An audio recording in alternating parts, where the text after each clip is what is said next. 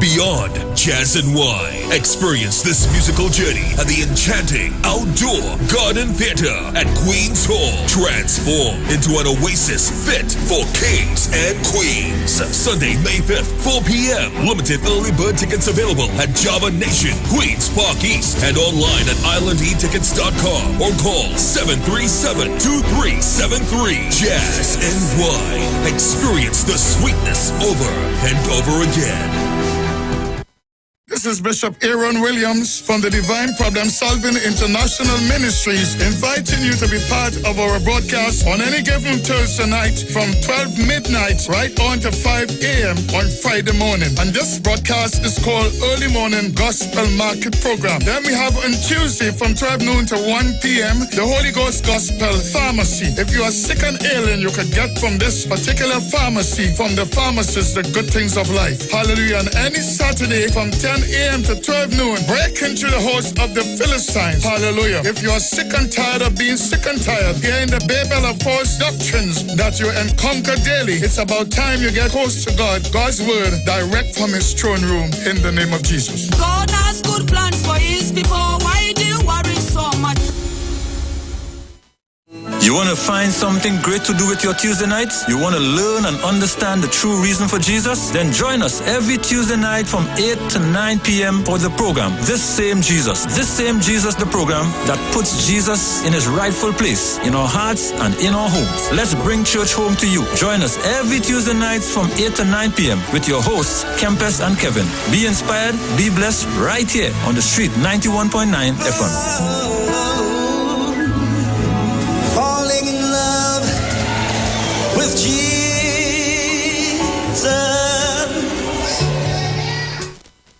Share the live. Share the live. The Street 919 FM on Facebook and Instagram. Share the live. Iowa George on Instagram. Share the live. IWER TV and Street TV on YouTube. Share the live. The Street 919 FM. Saddle up, ECDB. Run to the troops. Right about now, Rasta, you teach I the truth. Yo, when we say love, when we say love, when we say love, we mean all. The views expressed are not necessarily the views of the management of the Street 919 FM.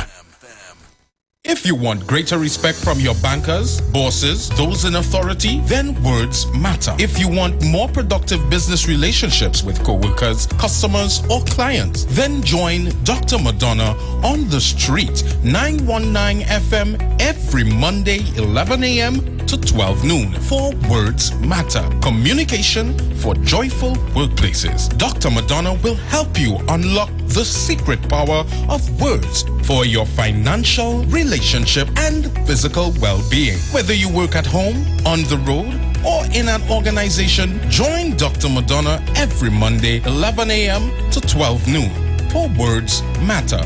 Communication for joyful workplaces. Saddle up, ECDB. Run to the troops. Right about now, Rasta, you teach I the truth.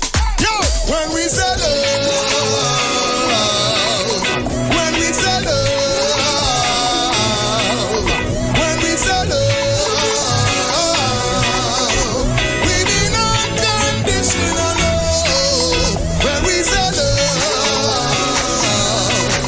when we say love, when we say love, we mean unconditional love. We go there, God, and bring out your love and come. Hey, hey, don't think they're wrong. Just bring out your love and come. Hey, hey, God and son. Just bring out your love and come. Hey, hey, join the love generation. Again, leave on your gun and bring out your love and come. Hey, hey, don't think they're wrong. Just bring out your love and come. Hey, hey, daughter and son. Just bring out your love and come. Hey, hey, join the love generation. Wow, good morning, good afternoon, wherever you are joining us on the Street, 91.9 FM. I am Dr. Madonna, and welcome to Words Matter. You know I love this song. The lyrics are powerful, the rhythm, every single thing.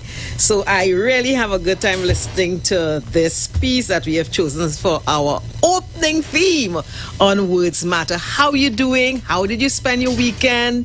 later on in the program, want to engage you. And today I have a kind of different approach to our program. I call today's edition The Rhetoric, the Risk, and the Response. Hear me now.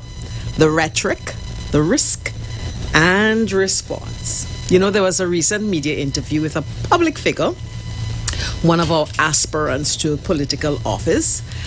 And that interview really has increased my concern and even sadness about the leadership communication in the media and the public discourse. In that interview, former Police Commissioner Gary Griffith used what I have labeled unseemly and unbecoming descriptions of the sitting Prime Minister, Dr. Keith Rowley. Listeners, viewers, words matter. Our society, Trinidad and Tobago, well, you know, we have a reputation for taking insults and pejorative speech to low levels. Our pekong, our movie lang, our fatigue through all of those culturally embedded approaches to negative speech. We hurl insults to one another and to leaders in high office. But there comes a time when those cultural ways of communication become crude, hateful, nauseating, bordering even on inflammatory rhetoric. The most current invectives by the former Police Commissioner Gary Griffith have brought me to this point of concern and sadness. His 10-minute interview contained about 5 times the words, "He loves to lie," or "that is a blatant lie," referring to the Prime Minister. Now, you can stomach that for a while. But when combined with labeling the Prime Minister as dotish, I must confess that this is what pained me. And I'm asking Pastor Google to play that clip for us, all right, from this interview.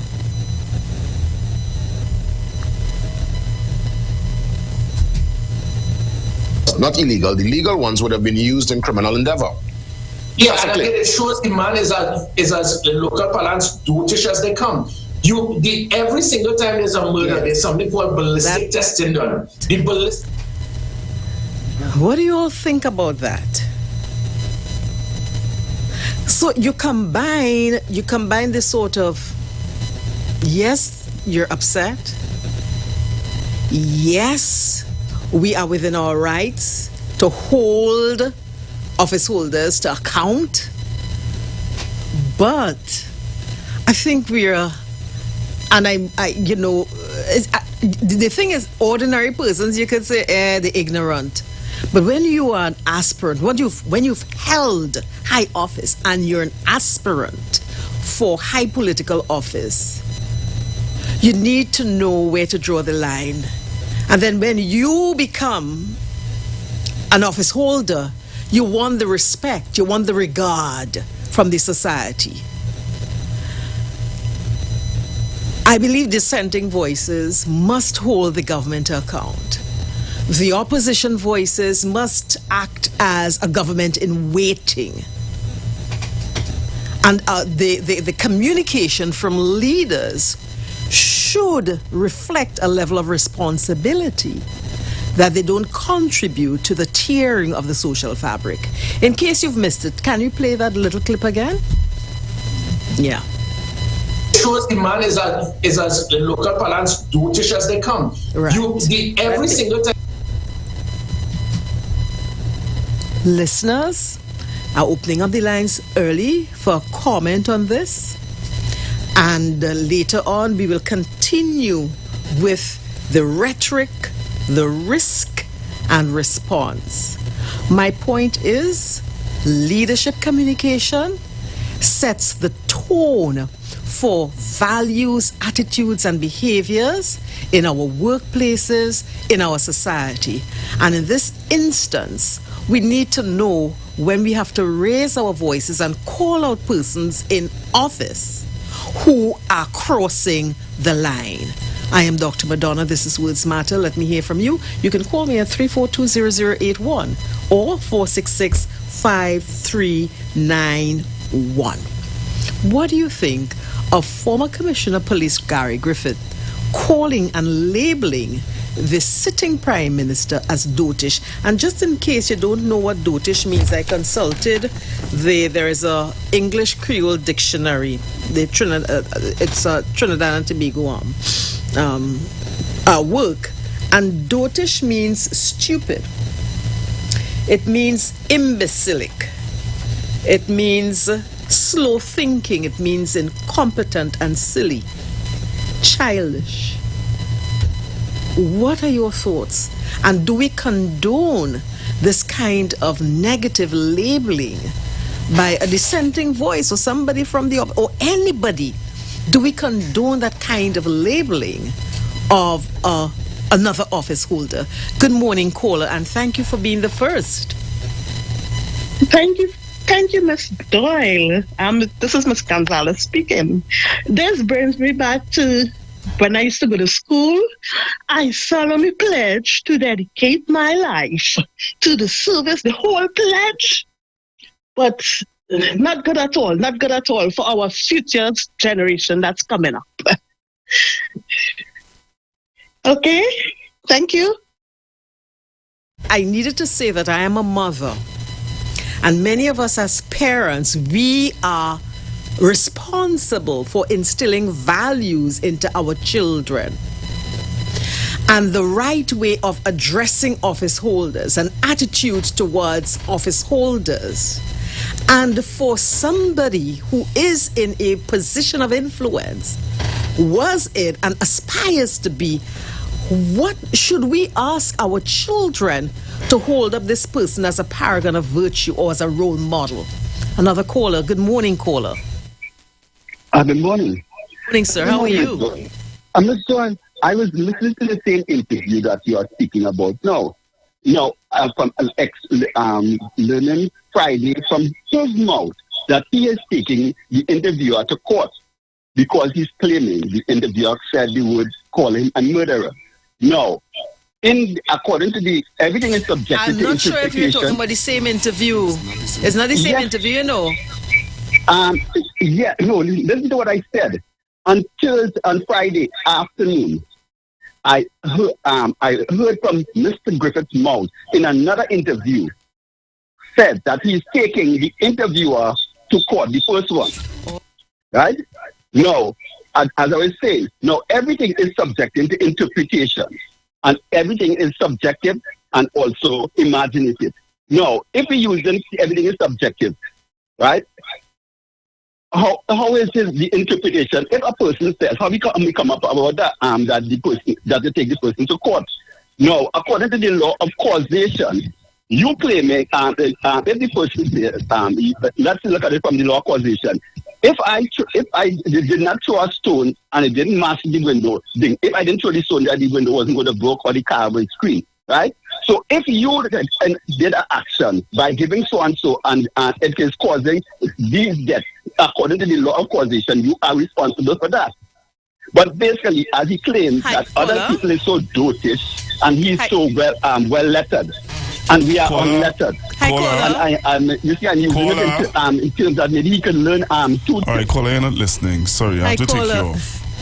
I have to take you off because you're not listening. Yeah, can we focus?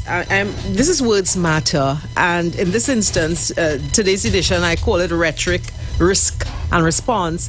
And we're looking at the rhetoric uttered by former police commissioner Gary Griffith in an interview he had on a YouTube channel, in fact the NTA's YouTube channel, in which, as I pointed out, in more than 5 instances, but in 5 instances he used terms like a blatant lie, he loves to lie, referring to the sitting Prime Minister. And I'm taking a kind of umbrage to that. I feel, as I said before, really sad and concerned that we use these terms and tone to describe office holders. And when we become an office holder, we expect the respect and the deference.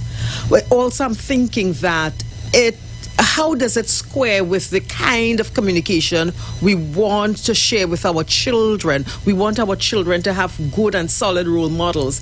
Does this kind of communication and behavior lend itself to our children modeling this kind of communication and behavior.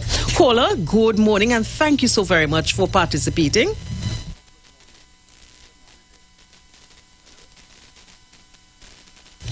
Hello. Hi, caller. All right, you know. Hello. Hi, how are you? Good morning.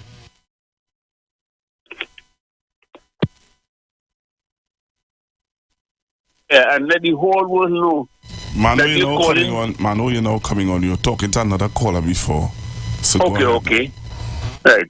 It is so insulting that the whole world hears somebody calling our prime minister, a sitting prime minister, dotish and blatant lie and stuff like this. I think there should be some sort of charge or some sort of insulting charge or something that for something, because I feel so shame for a man that is a commissioner of police and want to be a prime minister of this country to be outlashing our sitting prime ministers. That call Mr. Guy Griffith, get out of sight. Nobody wants you again. Nobody wants to hear, even though they wanted you. With that attitude, they have nobody wants you as a prime minister. Thank you, lady. Caller, and the caller said he felt ashamed, and I felt hurt. I felt disappointed. I am concerned, right, about that level, the quality of the discourse, and I'm thinking, and I'm sharing with us that office holders should know better and should do better, because we need to set the tone for the next generation. You have another caller, sir? Mm-hmm. Good morning, caller. Caller, you live? Caller? I don't know what's happening. Caller, you're live, you know. Good morning, I'm now hearing. Good morning to Pastor Google, and good morning to Lady Madonna, Dr. Madonna. Are you all hearing me? Yes. Yes, we are. Are you all hearing me? Yes, we are hearing you, Miss Carol. Go ahead. Hello? We are hearing you. Go ahead. We're hearing you. Okay, right. Good. Nice. Right.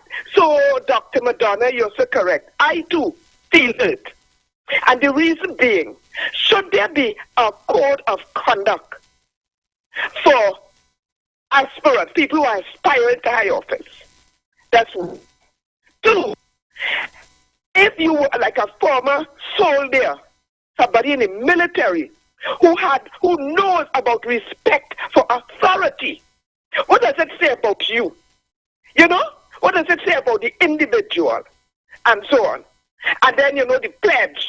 When you pledge to your country and your leaders.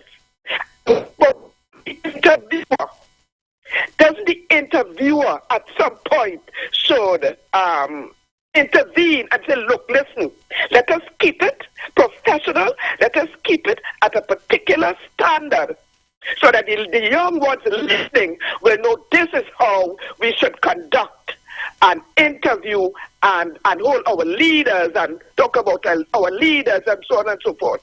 Should there be a code of ethics? Because we have to think about the coming generation and so on. So you are quite correct. I too feel a particular way. Right? I do feel a particular way. We have to really put out there a code of conduct. Thank you so much. Bye-bye. Have a good morning. You know, Carol, thank you so very much for calling. And I really appreciate the points that you've raised. And I think, too, we as voters, we as citizens, we read the political manifestos of the respective parties and so on. And perhaps as those of you who are members of any political party, but as citizens, that idea of a code of conduct, a code of ethics for political holders, for leaders, I think is a solid one. And I think whatever platform we have, and we have the heirs of those who are aspiring to political office, who are currently office, we should hold them to a better standard, and perhaps we should insist that there is a code of conduct and ethical behavior that should guide how they communicate and engage and behave with us and with one another. I value the point that you also raised about honoring the country's pledge. And perhaps we need to play that ever so often. I want to jump on the point that you raised that, we have a caller. Good morning, caller. Thanks for holding. Hello? Yes, caller, go ahead, please. Morning. You all hear me? Yes. Okay. What Mr. Griffith said there was important, right? But then you have to remember that this is a gentleman that caused an international incident because of his conduct, whereby a certain branch of the protective services had to be disbanded because of the things that he did. In condemning it, I believe that you have to share with the young people because they are intelligent enough to understand why. Because what happened to the precedent of respect for elders, respect for the office holders of the country, right? Clearly, all the training, it would seem to me that all the training that Mr. Griffith has gone through seems to have gone to waste because you don't behave yourself like that, especially once you reach a certain standard in life. You don't behave it, you don't conduct yourself in that manner, like that. You know? But then again, in conducting, you have to make the young people know why, what he did. Because clearly, some of the things he is saying, they're not making sense and they are not factual, right? So which is why, right, at the end of the day, the facts will be made known as to why this gentleman is getting on the way that he's getting on. And it is not a good example to be getting on like that. Because at the end of the day, right, my father used to tell me, never dam the bridge that they cross on, because they may have to cross that bridge again one day. And I don't think that, having said that, I don't think that Mr. Griffith has that in mind. Anyway, Dr. listening, good program. Thank you so very much. And the caller said that the words spoken by former commissioner were in poor taste, and he's not setting a good example. And I really agree with you. And particularly if we are concerned of the incivility in our society, we have to really chastise office holders like former Commissioner Gary Griffith and others who are using their influential platform, not that in a way that it's not in the best interest of the future generation and the social fabric of our society. Thank you, caller.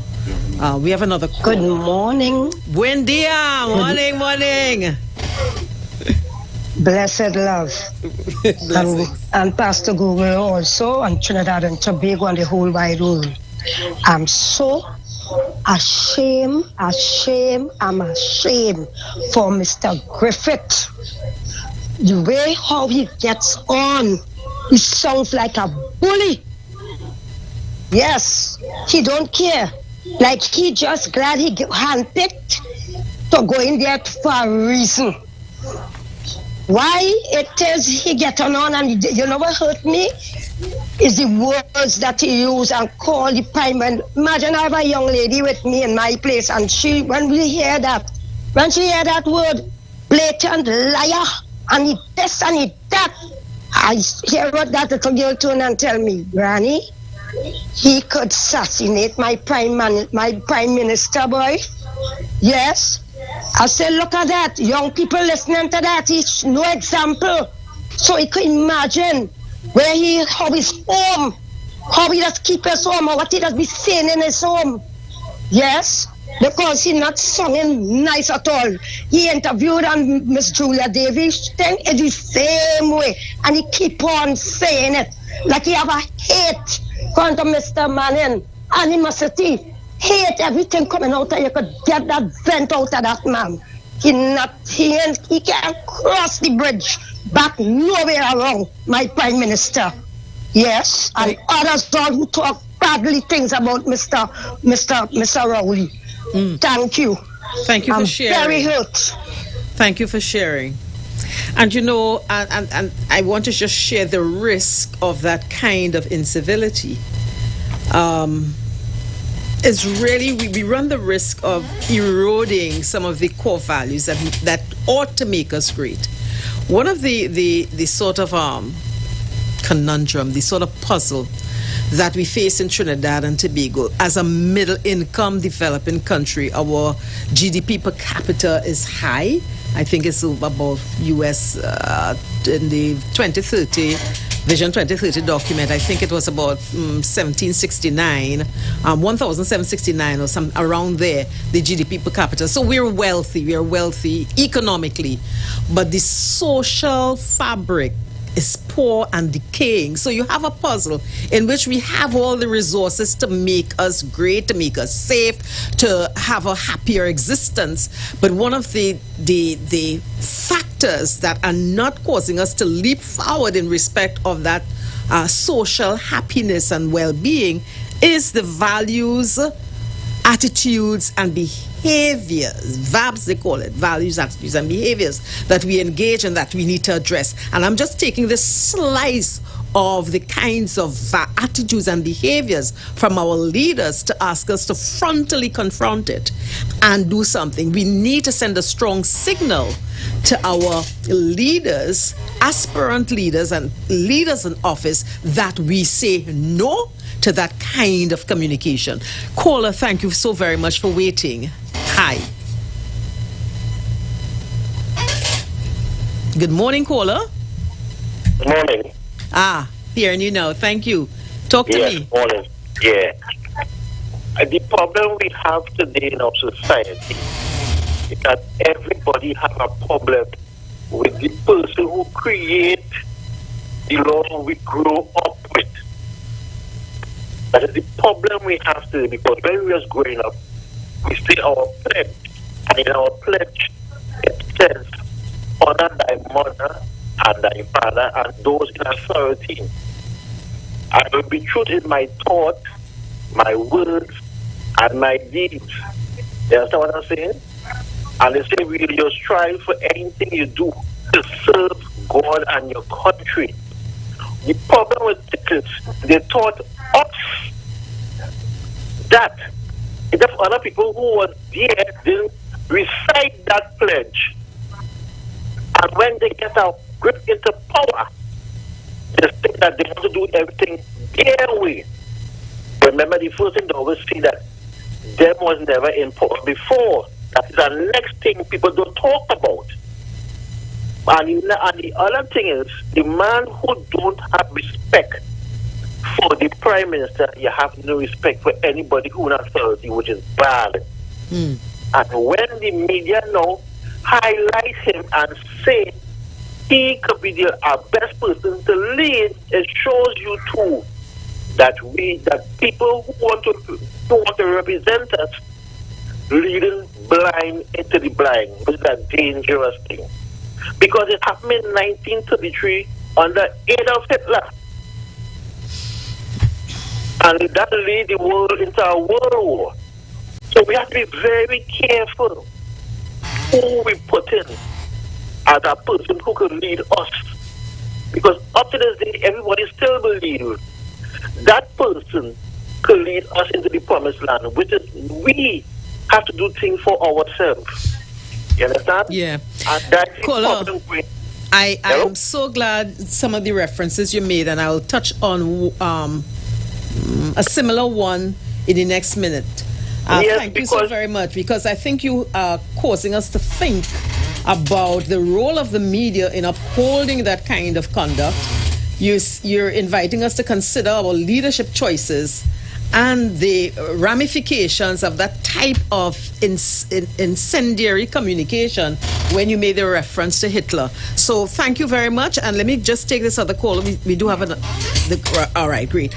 This caller, the last caller, was talking about how this type of incendiary communication could lead to really a big thing. And I want to refer to the second part I want to talk about is that risk. The call is right. And more recently, we had in 1984, the Rwandan genocide, which, I mean, we ought to be familiar with. And those kinds of inflammatory statements on media carried on the media, fueled the genocide in which for over 3 months, and Pastor Google, we could just get ready to play that clip. In 3 months, almost 800,000 people were massacred. And one of the strategies was to use the media to establish a radio station to really broadcast the kind of vile comments. And I'm going to play a clip, and you're going to hear a word that you're familiar with, even coming from the mouth of former Commissioner Gary Griffith. Let's hear this clip from a BBC documentary on the Rwandan genocide. A short clip. The Hutu extremists set up a radio station and newspapers which broadcast hate propaganda, urging people to weed out the cockroaches, meaning kill the Tutsi. The well-organized is going to play it again for us. You see where that term cockroaches come from. How you are stunned. You are stunned. Yes. So we're going to take it, and it's from a BBC documentary on the causes, the factors that contributed to that 3-month genocide in Rwanda in 1984, I believe. It's a BBC documentary. Let's hear that clip again, just in case you missed it. And their targets. The Hutu extremists set up a radio station and newspapers which broadcast hate propaganda, urging people to weed out the cockroaches, meaning kill the Tutsis. Right? Kill the Tutsis. Weed out the cockroaches, meaning to kill the Tutsis. You look so stunned, Pastor Google. That is the risk that we face when, and as a couple callers said, when the media amplifies these kinds of rhetoric, right? Coming out of the mouth of a former police commissioner and an aspirant to political office. And I'm focusing on this because, as I shared before, I was sad and I'm very, very concerned. But he is not the only one. The former commissioner is not the only one to be hurling invectives in the society against office holders. Right? Pastor Google, you I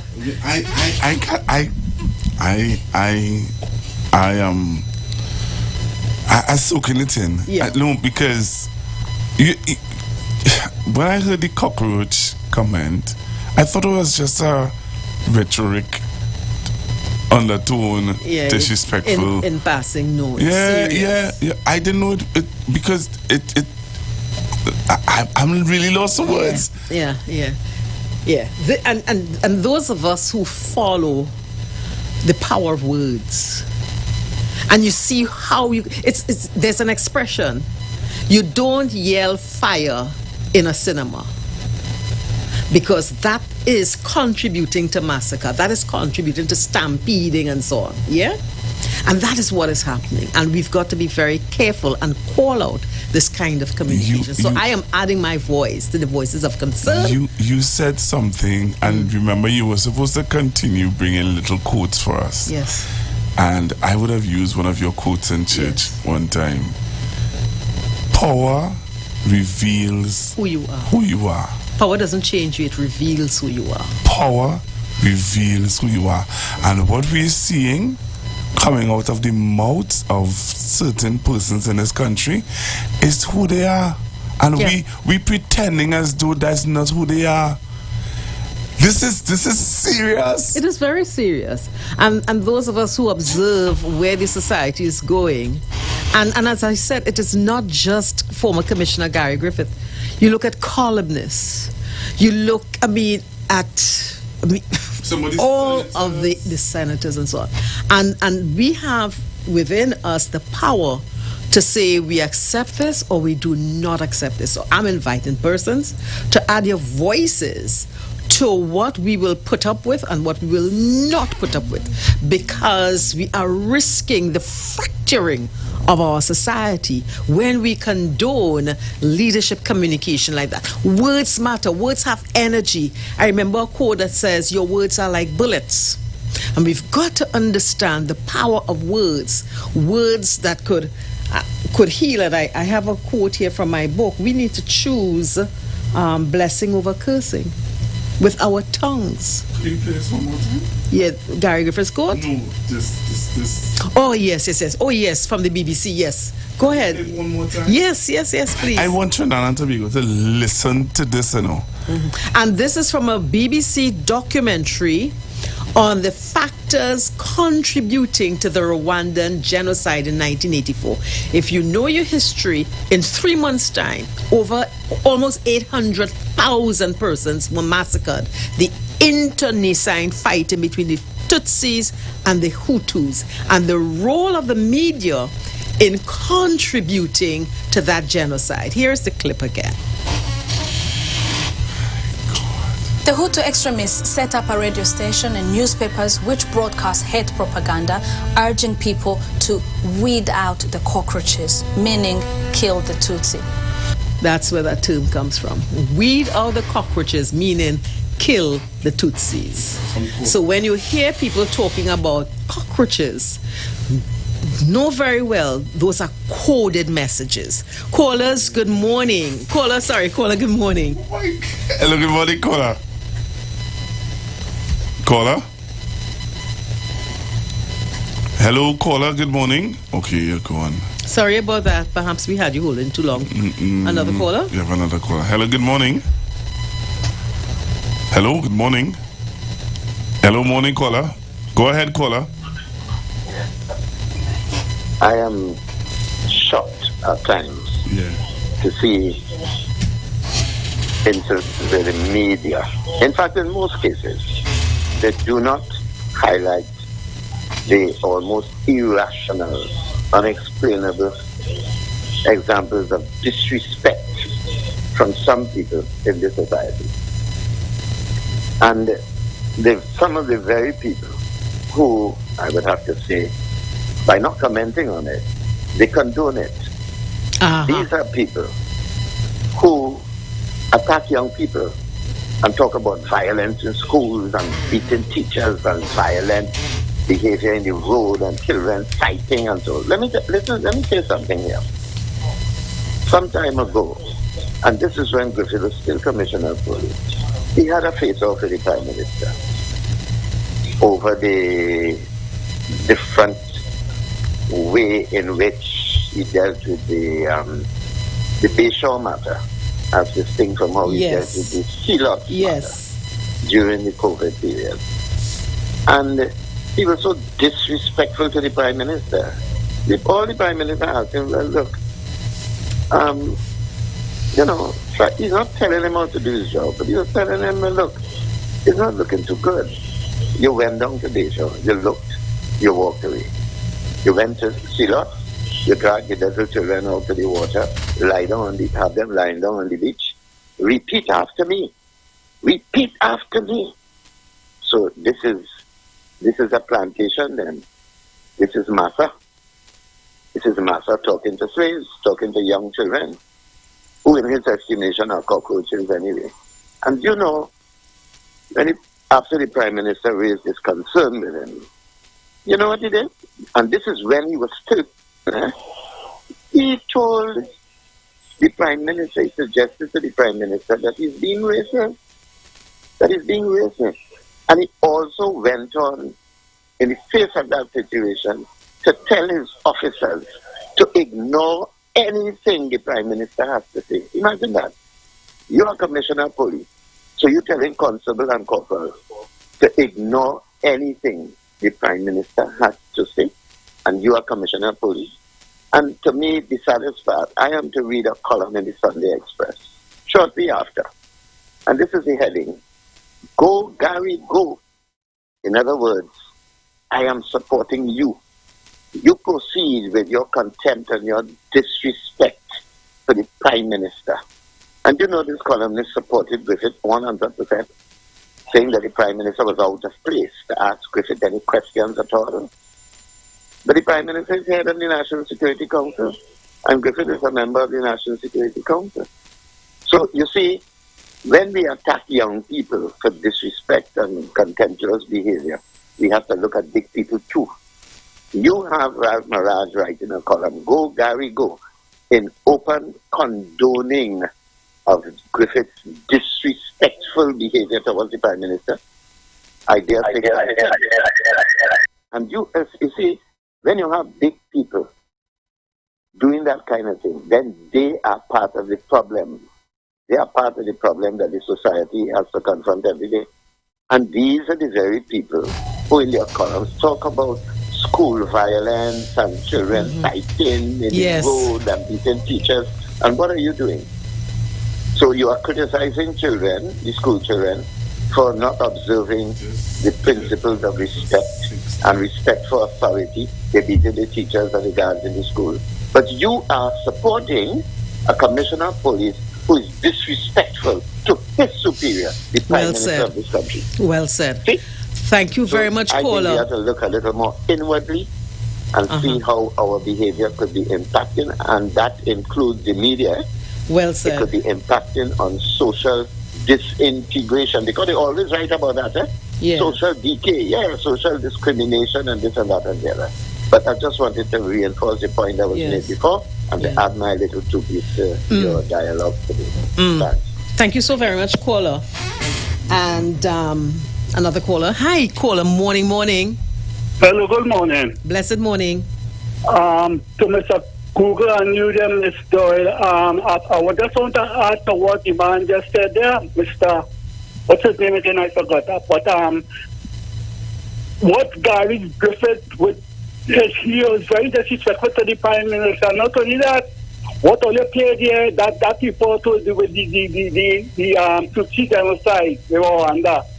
Like he wanted to bring something like that here. Where he could kill out all African people as a racist attack on African people. All right. Thank you, caller. Okay.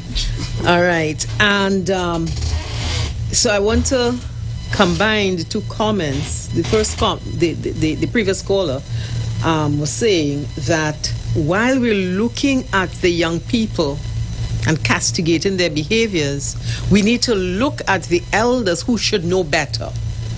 And that the violence, the school violence and the violence among young people in the street didn't happen overnight, but it has been condoned and perpetrated by people who should know better, elders in our society, and particular persons, columnists, media columnists, who condone the level of disrespect. So that when you have disrespect for senior office holders, what do you expect in the classroom?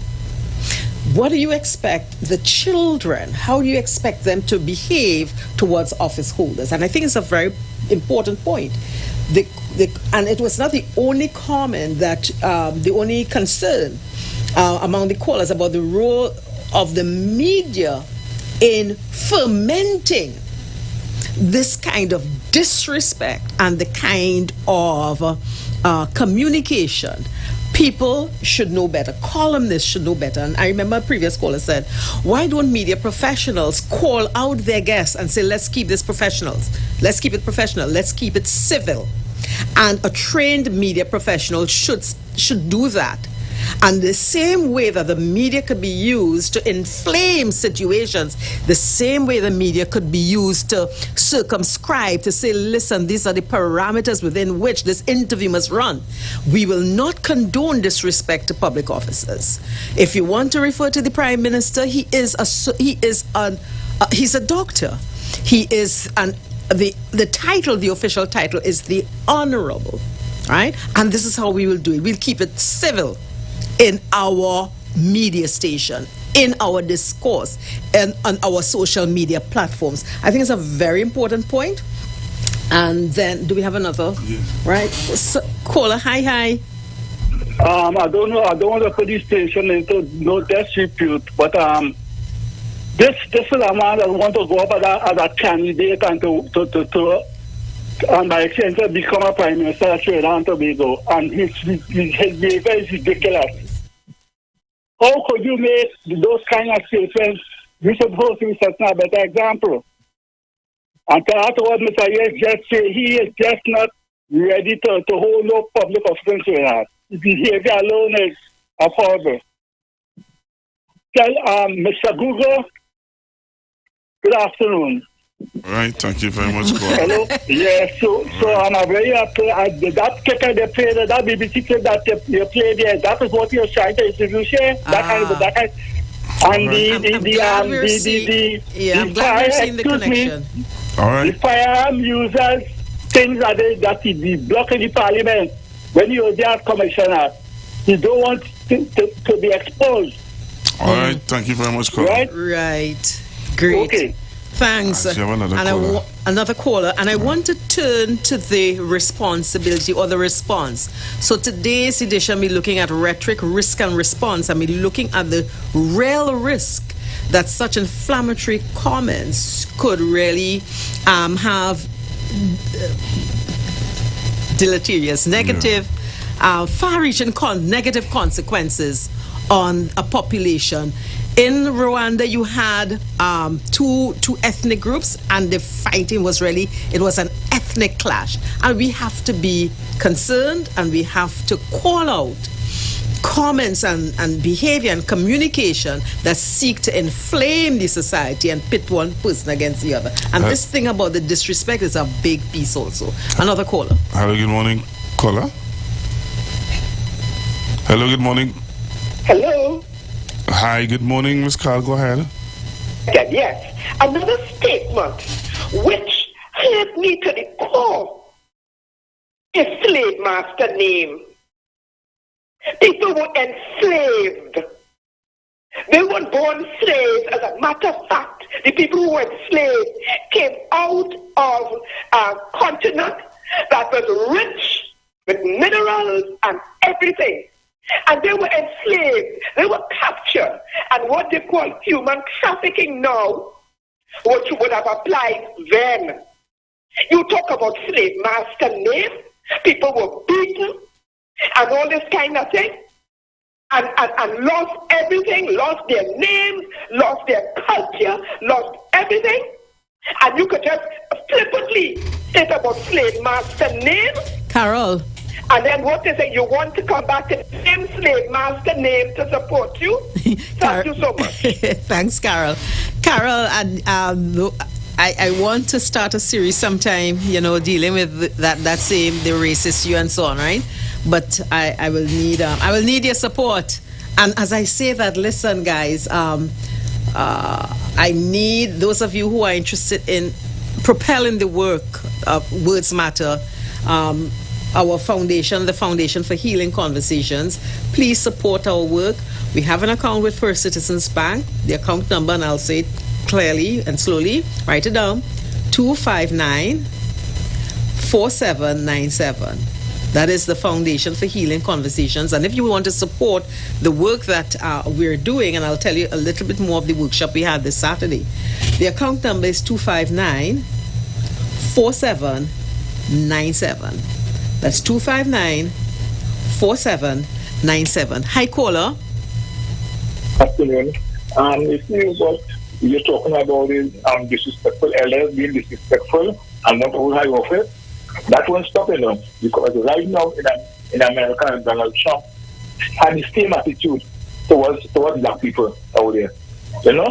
So they copy these things from outside and hope and pray that we as young African people will go towards them and say, yes, they're doing good. They're definitely people we want power. He's a threat to this country very much. And I hope the Prime Minister get a report to release that we can know what's taking place. So the amount of firearms this country has today, you can't say, You can't go, because if you go talk to your neighbor hard, you also shut us tomorrow. Right? Wow. So we have to pray and ask God to keep us each and every day, and hope that the leaders change their ways. But in history and Bible, it will be so, because the man has to be telling hard. So it has to come to pass. Thank you. We don't have to ask God to help us to keep us. Thank you so very much, caller. And we want to add work and prayers together, because remember, Paul was saying, James, the Apostle James was saying that work and faith go together. You show me your faith, and I will show you by your works, and I'll show you, your works by faith. So we are going to be praying, and we need to work, and part of the work is to lend your voice to solidly, firmly condemn that kind of rhetoric, and also to call out media practitioners, columnists, and so on, who egg on that kind of communication and behaviors from leaders in all spheres of our society. And I want to make the point that dissenting voices in the society have their right to hold the government to account. The opposition in our democratic society is the government in waiting and should behave like the alternative government. So we are not saying that the pointing out the like I think David Lee was saying, the 7 sins of the government in respect of the energy sector. You're supposed to do that, but not at the expense of the social fabric of our society. And that's the point I want to make. That you call out, you say, yes, you have your right. You need to give us the facts. You need to be passionate about having governments being held to account and offering yourself as the alternative, but do not tear the society apart. And we need to be strong, you need to be forceful and saying, we are not condoning that kind of communication. Caller. Morning, caller. Good morning. Blessed morning, sir. All I want, as I say already, sir. Caller, you need to speak up, please. You're sounding really soft. I've said a number of times, the only thing that survived that bomb in Japan was cockroaches. So we could survive anything that they throw on us. And I want people to just honor that national pledge. Have a blessed day. I like how you craftily use the metaphor of the cockroach, but I don't think we want to embrace that term to describe black people. Blessings to you. I want to talk about the response. So we have the kind of rhetoric that we need to say no to. We understand the risk, where this can go, where this can lead, and it has led to a decaying of our social fabric. It has led to negative values and attitudes that have held us back as a society. And we've seen with the Rwandan genocide how far it could lead to death. Let's look at the response. There is a beautiful clip from former President Paula Mae Weeks, and it encapsulates what we should do as nationals, as patriots, in response or in countering this kind of negative communication.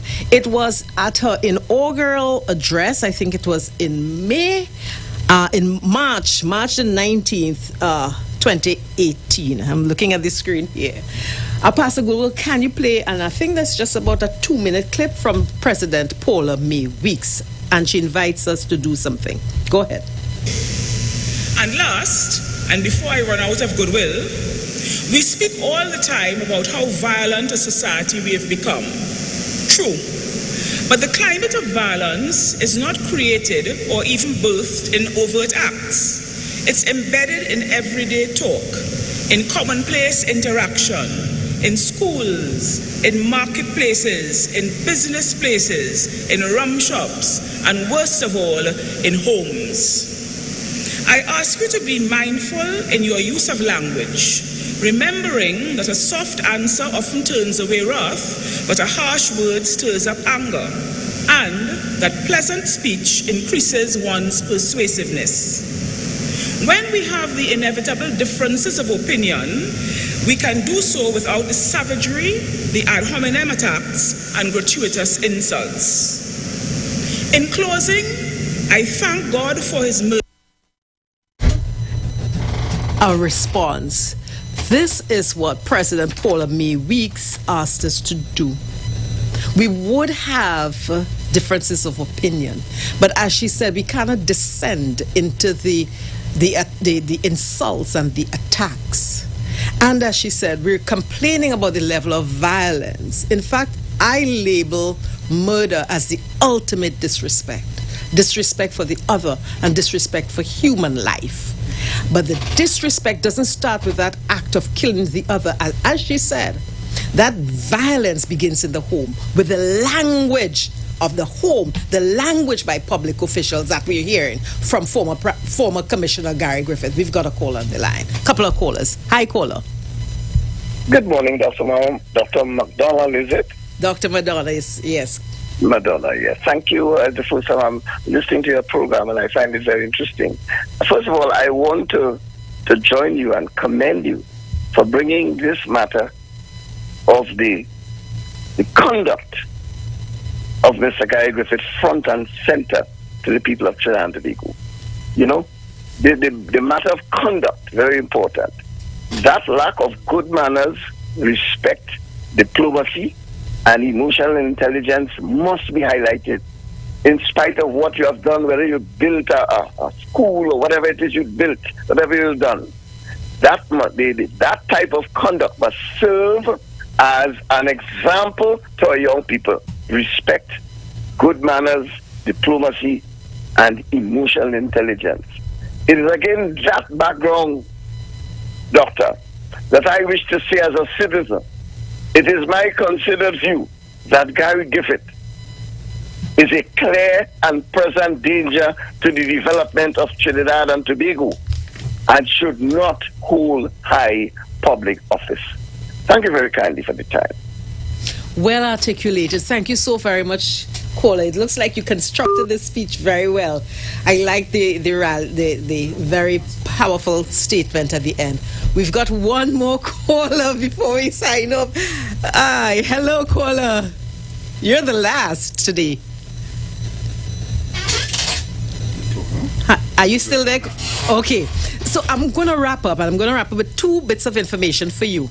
If you wish to support this work that I'm doing, Words Matter, please contribute in any which way you can to the Foundation for Healing Conversations.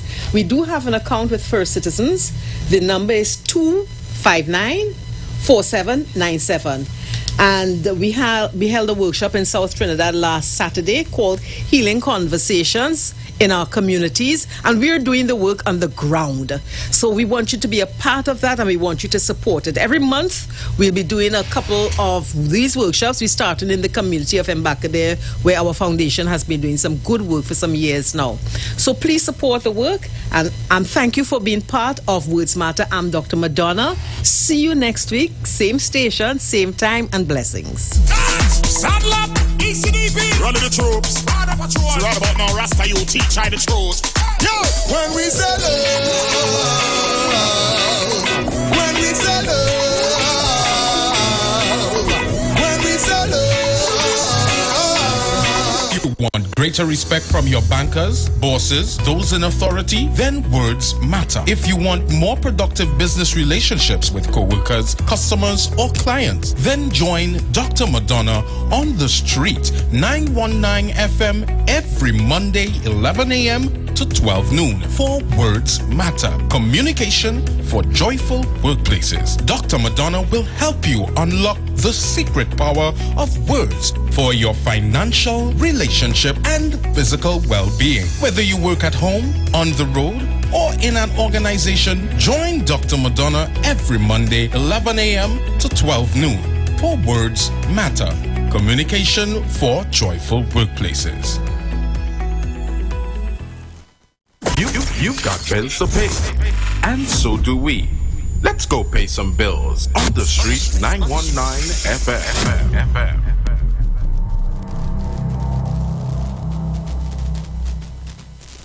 Tune in to the Street 919 FM every second, third, and fourth Thursday at 8 a.m. to 8:30 a.m. Welcoming you to Reset with Dr. Livette, your weekly guide to holistic health and wellness. As we dive deep into the worlds of holistic health, from ancient herbal remedies to cutting-edge holistic practices, we'll explore it all. Join Dr. Livette with over 11 years of experience as a holistic health practitioner, healer, and master herbalist as he shares invaluable insights to help you reset your mind, body, and spirit. Reset with Dr. Livette every second, third, and fourth Thursday at 8 a.m. to 8:30 a.m. Only on the Street 919 FM.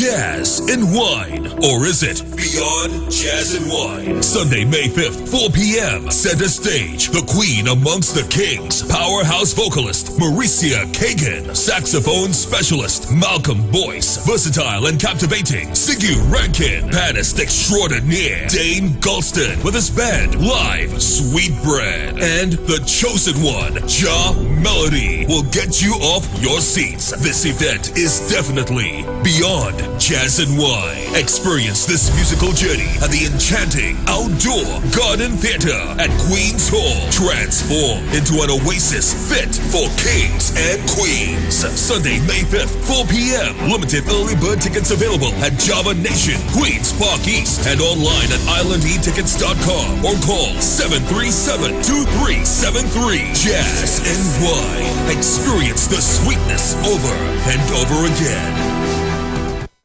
The presence of oxygen is absolutely the absence of disease. Most chronic diseases that plague us are not happening to us, but is happening within us. We're literally eating ourselves to death, which means we're not living longer, we're dying longer. Join fitness expert Aloy Johnson, the founder of the healthiest corner on earth, located at number 92 East Drive, Chamfleur, every Wednesday from 8 a.m. to 9 a.m. live on The Street 919 FM, where he shows you that healing the body's temple is easier than anyone would have led you to believe.